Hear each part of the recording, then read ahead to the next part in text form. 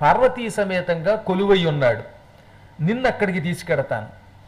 రుద్రాయ నమః, శివాయ నమః, శితికంఠాయ నమః, శిపివిష్టాయ నమః, శ్రీకంఠాయ నమః, శర్వాయ నమః, మహాదేవాయ నమః, యజ్ఞదేవాయ నమః, సర్వభూతభృతే నమః, కపర్దినే నమః, జటాజూటధారిణే నమః అని మొత్తం 11 నామాలు ఆయనకి ఇష్టమైన నామాలు ఉన్నాయి.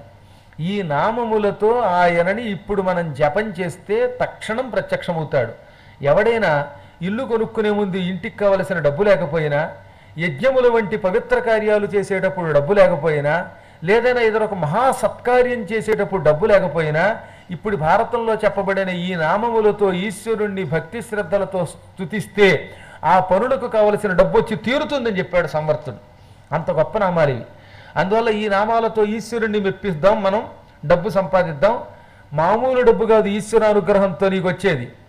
ఓ సమృద్ధిగా లెక్క లేకుండా కుంభవృష్టిగా బంగారం కురిపిస్తాడు శివుడు. మనం